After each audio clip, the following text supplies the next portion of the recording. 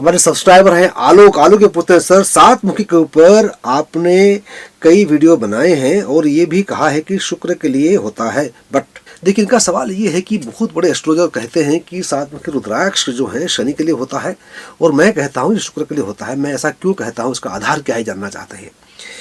देखिए, ऐसा है कि बहुत सारे एस्ट्रोलॉजर सात मुखी को शनि से जोड़ते हैं क्योंकि शुक्र और शनि मित्र भाव में रहते हैं, इसलिए शायद लोग इसको जोड़ देते हैं। क्योंकि प्राचीन ग्रंथों में जो उपलब्ध ग्रंथ वगैरह हैं उसमें एक मुखी से 14 मुखी तक विवरण तो काफ़ी जगह मिल जाते हैं, लेकिन 17 मुखी, 18 मुखी, 19 मुखी, 21 मुखी के बारे में ये अनुभूत से या अपने अपने जो परंपराओं से घर में चीज़ें चली आ रही हैं। जैसे हमारे घर में जो हैं मेरे पिताजी, दादाजी, उनके पिताजी, इस प्रकार से परंपराओं में जो पीढ़ी दर पीढ़ी जो चले आ रहे हैं, इसमें जो हमने कोई रिसर्च करके पाया हुआ है उसके आधार पर बहुत कुछ चीज़ें आपको कहते हैं।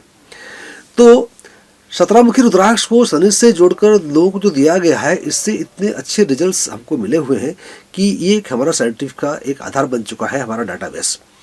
इसके आधार पे मैं आपको देता हूँ कुछ चीज़ें। सात मुखी के लिए हमने शनि के लिए पहले देखा हुआ है, लेकिन हमें कोई फायदा मिलता हुआ नजर नहीं आया हुआ है।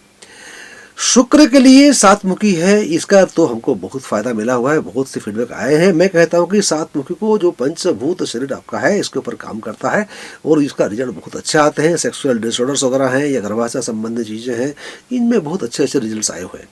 तो बहुत सारी चीज़ें जो मैं कहता हूँ ज़रूरी नहीं है कि कोई किताब में लिखी हुई होंगी। ये बहुत सारे जो रिसर्च हमारे हैं, जो बहुत सारे लोगों को देते हैं हम, उनसे जो फीडबैक हमारे पास में आते हैं, वो करीबन 100 साल से ज़्यादा जो हमारे अनुभव हमारे परिवार में आया हुआ है उसके आधार पर कहता हूँ। तो इसलिए मैं हरदम कहता हूँ कि ये ज़रूरी नहीं कि आप मेरी बात को एकदम आँख मूंद कर मान लीजिए। आप यदि मुझ पर विश्वास करते हैं तो उसको मानिए। यदि आपको विश्वास नहीं है, आप यदि ढूंढते हैं कि किसने कहा उसको मैं सुनता हूँ, तो आप सुन सकते हैं, मनाही थोड़ी है। क्योंकि सबकी अपने अपने सोचने की शक्ति है, सोचने के तरीके हैं, उनके अपने अपने अनुभव हैं। जैसे कुछ डॉक्टर कोई चीज़ के लिए आपको डायबिटीज़ के लिए कोई मेडिसिन देंगे, दूसरे डॉक्टर बोलेंगे नहीं अच्छा नहीं है, ये मेडिसिन खाइए। तो हो सकता है कि वो मेडिसिन आपको सूट करे, वो आपको सूट ना करे। तो हर एक चीज़ के लिए ये कहना कि कहाँ लिखा हुआ है दिखाओ, तो बड़ा मुश्किल हो जाएगा। अब कल कहेंगे कि भाई कोविड का जो वैक्सीन निकला हुआ है ये कौन से वेद में लिखा हुआ है, कौन से पुराण में लिखा हुआ है, कौन शास्त्र में लिखा हुआ है, आप बताइए, बड़ा मुश्किल हो जाएगा। हर एक चीज़ को शास्त्रों से ही जोड़ना या कहाँ लिखा हुआ है, प्रिंट हो गया तो सत्य वचन बन गया हो, ऐसा कोई ज़रूरी नहीं है। ज़रूरी नहीं है कि हर एक चीज़ कहीं लिखी हुई हो। और लिखी हुई बातें पढ़ के भी कभी कभी हम मूर्ख बन जाते हैं। जैसे शिव कहते हैं कि ऐसे जो तथाकथित सुन के जो ज्ञान प्राप्त होता है या दूसरों के कहे हुए लोग जो ज्ञान प्राप्त होता है, उसे कहते हैं कि ज्ञान बंधन कारण बन जाता है। ज्ञान बंधन कारण शिव कहते हैं।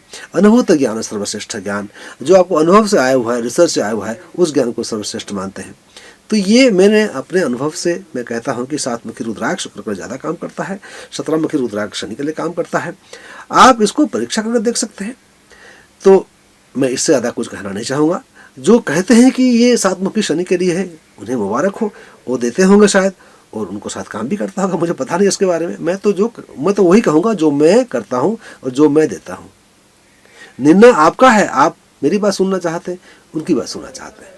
सबका सम्मान मैं करता हूँ, तो इसमें भी मैं सबका सम्मान करना चाहूँगा। मैं किसी द्वंद्व में पड़ना नहीं चाहता हूँ, क्योंकि द्वंद्व से कोई फ़ायदा नहीं है। रिसर्च से, समझदारी से, खुद परीक्षा करके देखने से फ़ायदा हो सकता है। अगली वीडियो में कोई सवाल लेकर मैं वीडियो बनाऊंगा, तब तक आज्ञा दीजिए मुझे।